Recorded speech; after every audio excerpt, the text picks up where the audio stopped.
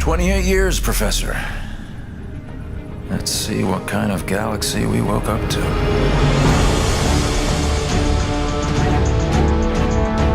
We had a very specific story we wanted to tell, and in particular, new characters that we wanted to introduce. And I think RTS players have higher expectations from story, and we wanted to make sure we did that in the strongest way possible.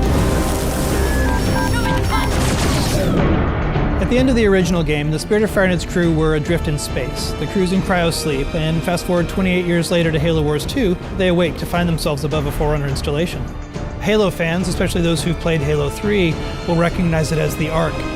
It's the largest and most powerful of the Forerunner creations, and it's also the birthplace of the Halos. It's literally the place that made all of the Halo rings, so that's the kind of power that's contained there.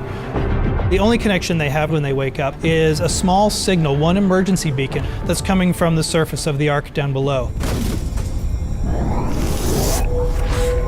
We wanted to put everybody in this position where things are different, things are new, no one's really sure what's going on. You know, Isabel is a very different kind of AI. She's a logistics AI. She's not a military AI. She is not like a Cortana or a Serena. She shows up in a way that we haven't seen AIs behave in Halo before. She's freaked out. She's seen all of her friends die. She's seen her outpost destroyed. She's a little trepidatious, does not want to stick around. She warns them that something bad is still on the Ark and that they need to run away.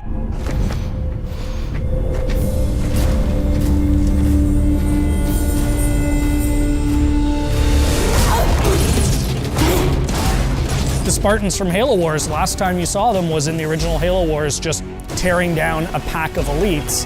And here are those same Spartans being taken apart by one guy. Who is this guy?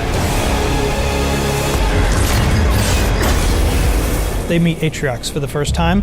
He surprises them. The Spartans expect a brute, they get much more than a brute in Atriox.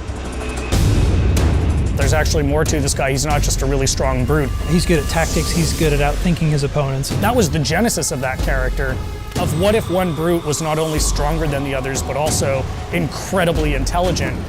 Atriox is something the universe hasn't seen before. The fact that he can surprise and then beat 3 Spartans in hand-to-hand combat sets the stage for who's in charge of the Banished and the kind of threat they pose.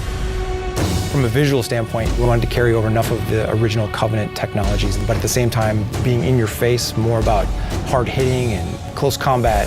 You know what a Wraith does if you've played Halo, but you've never seen a Wraith look like this before. Lots of layered armor, lots of ramming spikes, things that spoke to a brute's sensibilities and aesthetic choices. This is who they're going to have to fight. This is who Captain Cutter has to beat. Our astronavigation system can't pinpoint a location. We're not on the map anymore. But as the captain of this ship, he is 28 years out from his last set of orders. Like, what do you do when you are supposed to report into this hierarchy, but you literally haven't seen them for almost 3 decades? We didn't drift out of the galaxy in 28 years, Professor. The crew wakes up, they have no idea what's going on, and he comes across this massive Banished force. He's always chosen his crew over his own advancement. They've been through hell and back, and they wake up in this universe they don't understand, and he's going to do whatever he needs to do to protect his crew. And that sets off a really fascinating face-off.